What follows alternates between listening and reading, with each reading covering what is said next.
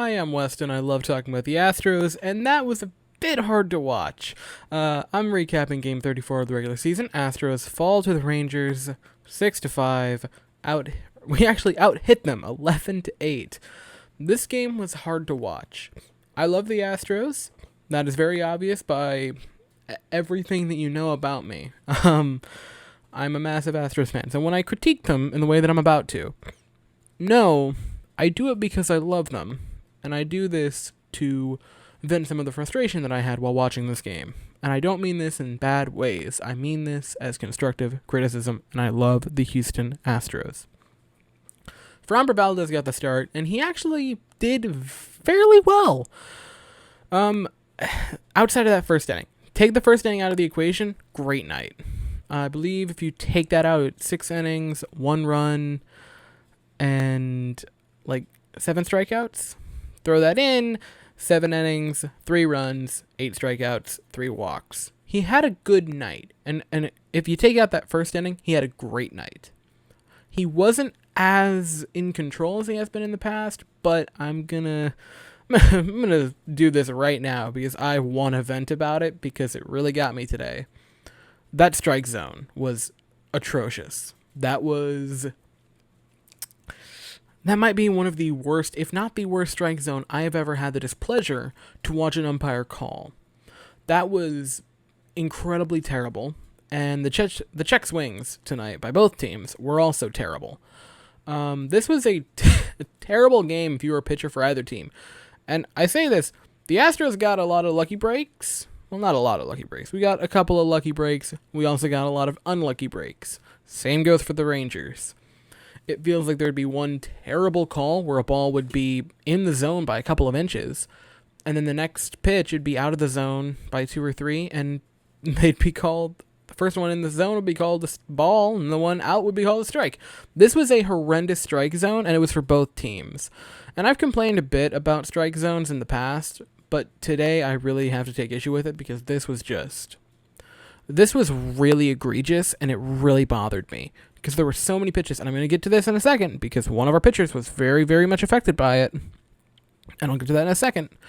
But again, Framber Valdez, he had a fairly good night. He wasn't terrible. Another pretty good night. He wasn't as in control as he has been in the past couple games, but I'm not going to hate on him too bad. This was still a pretty good night. Anoli Paredes came in. Mr. Cannoli Man himself came in, and he was fine. Again, he had a lot of bad calls that were balls and strikes. He had a lot of bad calls, and this is a theme.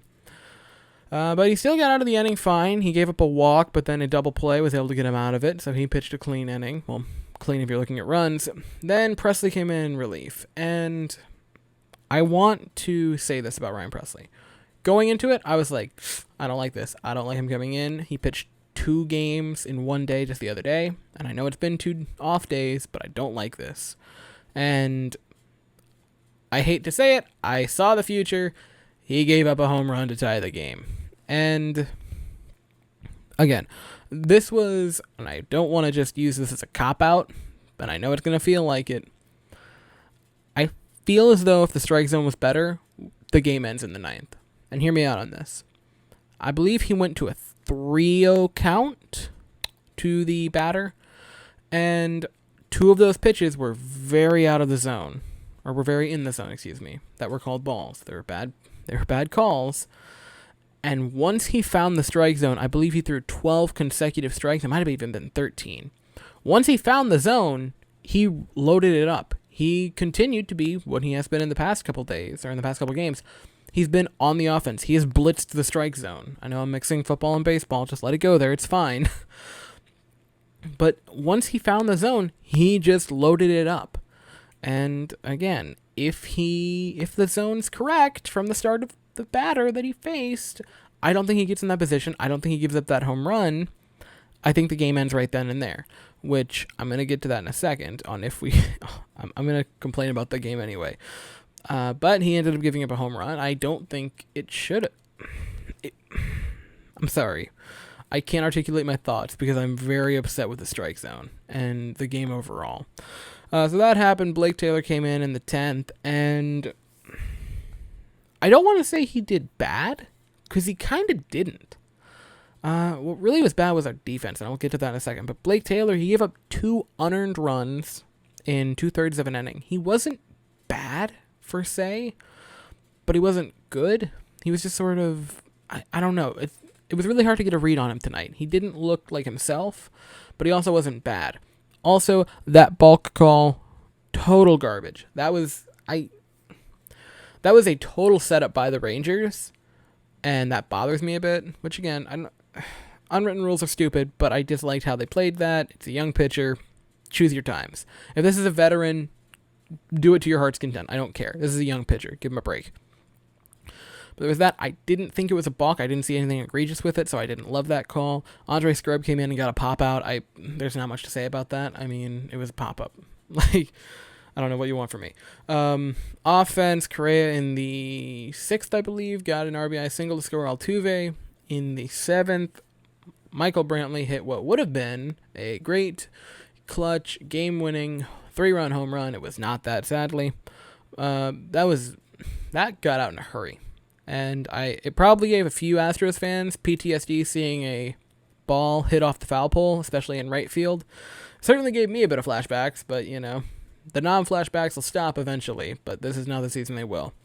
On the 10th, Brantley again got an RBI single to score Altuve. Altuve had a very nice night tonight. 3 hits.